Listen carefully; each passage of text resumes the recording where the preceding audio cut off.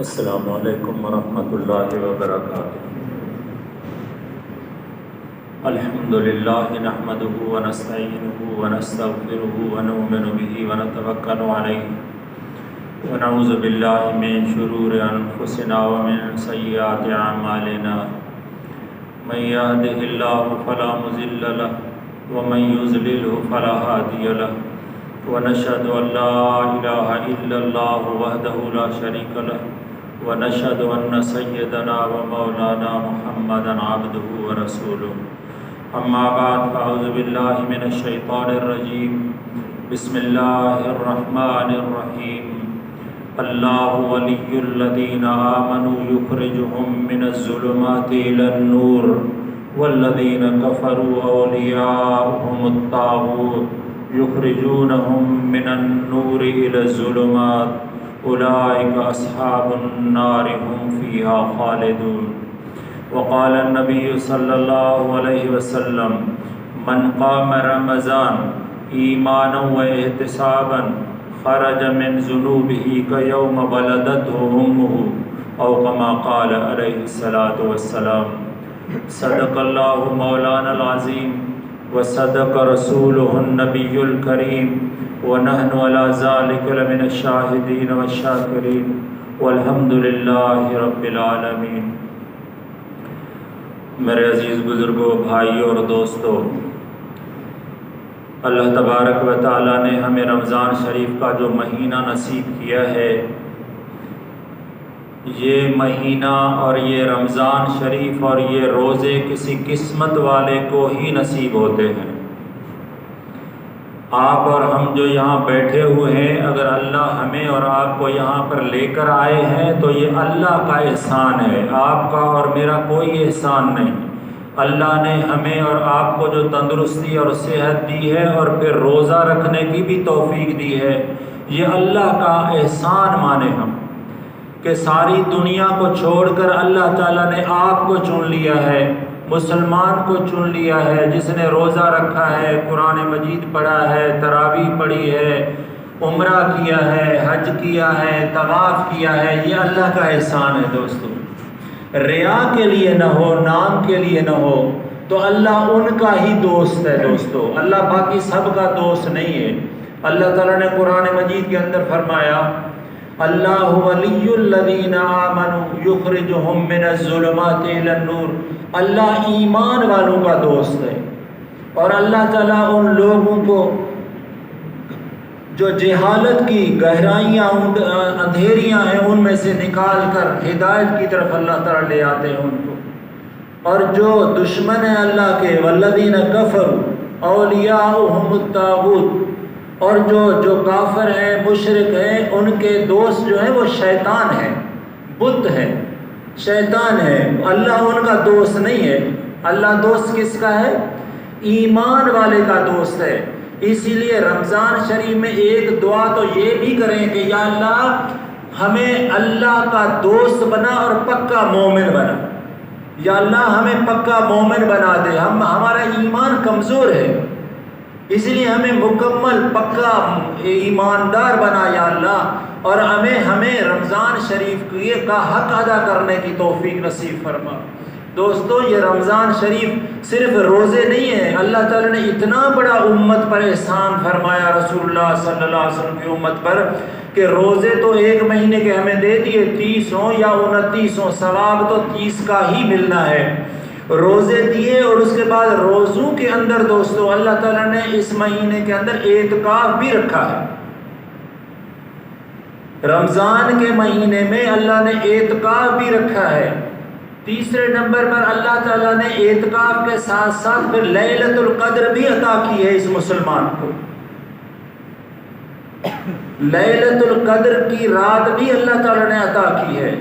اور سب سے بڑا اعزاز جو اللہ تعالیٰ نے اس مہینے کو بخشا ہے وہ یہ ہے کہ اللہ تعالیٰ نے قرآن پاک نازل فرمایا اس مہینے کے اندر۔ اِنَّا أَنزَلْنَاهُ فِي لَيْلَةِ الْقَدْرِ، ہم نے اس قرآن پاک کو لیلۃ القدر میں اتارا ہے۔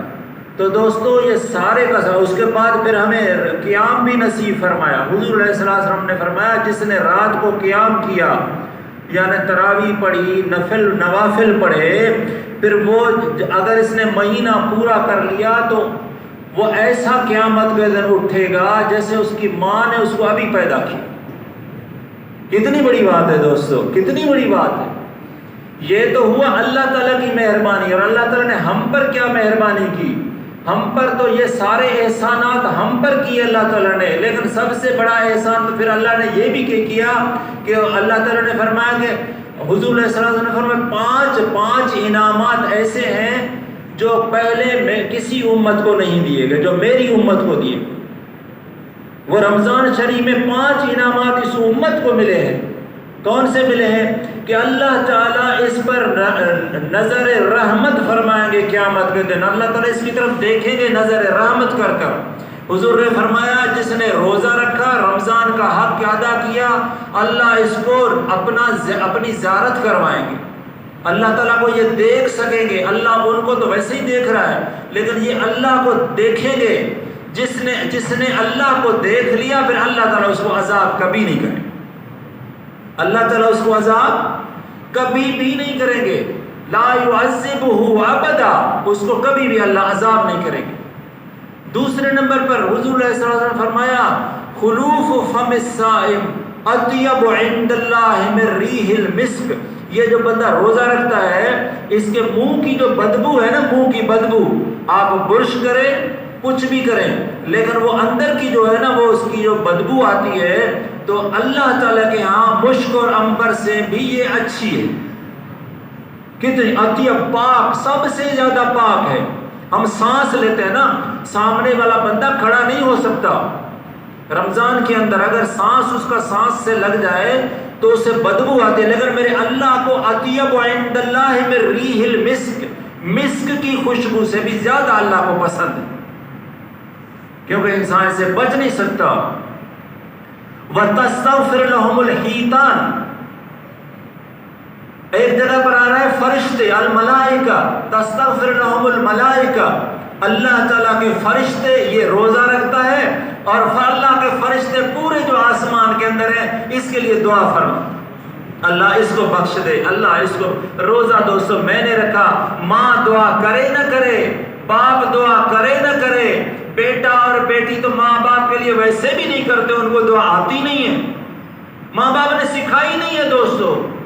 ان کو کالج کا راستہ دکھایا ہے ہم نے، پیسے کا راستہ ہم نے اس کو دکھایا ہے، نوکری کا راستہ ہم نے اپنی اولاد کو سکھایا اور دکھایا ہے، کالجوں کی ہم نے فیسیں بھر لی، لیکن ہم نے اپنی اولاد کو دعائیں سکھائی ہی نہیں۔ دوستو یاد رکھیں، یہ صرف بات نہیں ہے، یہ انشاءاللہ یہ اگر ہم نے قرآن اور دین بچوں کو نہیں پڑھایا، اللہ آپ کی اور میری گرفت فرمائیں گے قیامت کے دن کہ آپ نے اپنی اولاد کو کہاں لگایا تھا۔ آج اولاد کو نماز پڑھنے کا پتہ نہیں، آج اولاد کو لباس کا پتہ نہیں، ماں باپ کو پتہ نہیں تو اولاد لباس کیا پہنے گی۔ حالات بدلتے ہیں 3 چیزوں سے دوستو، حالات 3 چیزوں سے بدلتے ہیں۔ ایک زبان سے حالات بدلتے ہیں، اپنی زبان بولیں گے اس میں تکبر نہیں ہے، تکبر نہیں۔ آپ اردو بولیں، میں اردو بولوں، میں سرائکی بولوں، میری مادری زبان ہے تو اس میں تکبر نہیں ہے۔ ہم نے اولاد کو انگریزی پڑھایا، اب اولاد انگریزی بولتی ہے، اس میں فخر ہے۔ حالات تبدیل ہوتے ہیں دوستو۔ دوسرا ہے لباس، لباس پہننا ہم نے اولاد کو نہیں سکھایا، کیوں؟ ہمیں ہی پتہ نہیں ہے کہ سنت والا لباس کون سا ہے۔ حالات تبدیل ہوتے ہیں دوستو۔ آپ فلسطین میں دیکھ لیں، میں تنقید نہیں کر رہا، لیکن آپ غور سے میری بات سنیں۔ فلسطین میں کسی کو شلوار اور کرتا دیکھا آپ نے؟ انگریز نے 70 سال محنت کی فلسطین پر، انگریز نے 100 سال محنت کی، 200 سال ہندوستان پر، ہمارے پورے معاشرے کو اس نے تبدیل کیا۔ قرآن کو ختم نہیں کیا، مدارس کو ختم نہیں کیا، داڑھی کو ختم نہیں کیا، اس نے ہمارے لباس کو تبدیل کیا، ہماری معیشت کو تبدیل کیا، ہماری تہذیب کو تبدیل کیا، ہماری زبان کو تبدیل کیا۔ اسی لیے ہم آج دیکھیں نام کے مسلمان ہیں، عمل ہمارے ہاں کوئی بھی نہیں۔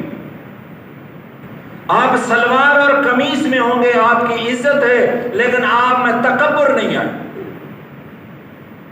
کیونکہ سنت والا لباس ہے، اس میں شرمگاہ جو ہے ڈھکی ہوئی ہے، لباس پورا جسم ڈھکا ہوا ہے۔ آج آپ جمعے کے دن بھی آتے ہیں تو آپ کے پاس کپڑے نہیں ہیں کہ آپ پینٹ اور شرٹ پہن کر یہاں آتے۔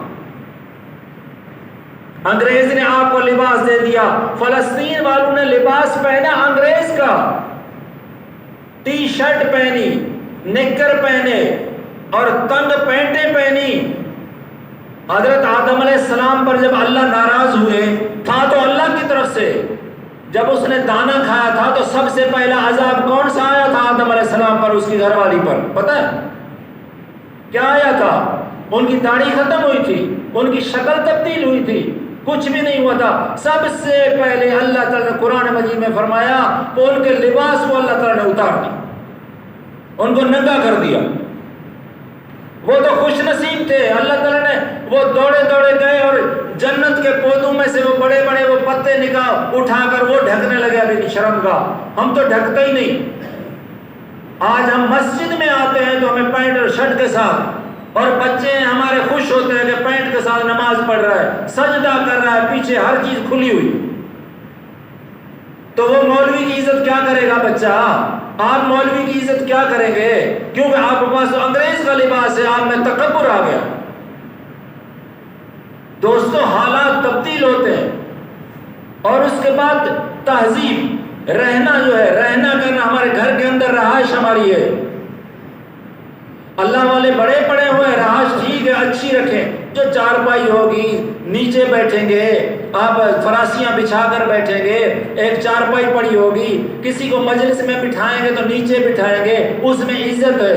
جن کو بڑے بڑے عالیشان بڑے بڑے فرنیچر پر بٹھائیں گے اس میں بڑا فخر آ جاتا ہے قدرتی طور پر، چاہے پیسے والا آدمی ہو۔ ایسا نہیں کہ سارے ایسے ہیں دوستوں، لیکن تبدیلی اس طرح آتی ہے، اور انگریز نے یہ سارا ہم سے وہ بدلہ لے لیا مسلمانوں سے۔ اس لیے کوشش کریں، اور یہ جو مہینہ ہے نا دوستو، اس میں تو میں عرض یہ کر رہا تھا، تو یہ جو منہ کی خوشبو ہے نا، یہ اللہ تعالیٰ کو بڑی پسند، اور فرشتے جو ہیں، فرشتے بھی اس کے لیے، نمازی کے لیے اور روزے دار کے لیے وہ دعائیں کرتے رہتے ہیں، سارا دن دعائیں کرتے ہیں۔ اور مچھلیاں، سمندروں کے اندر مچھلیاں آپ کے لیے دعائیں فرمائیں، یا اللہ جنہوں نے روزہ رکھا ان کو معاف فرما۔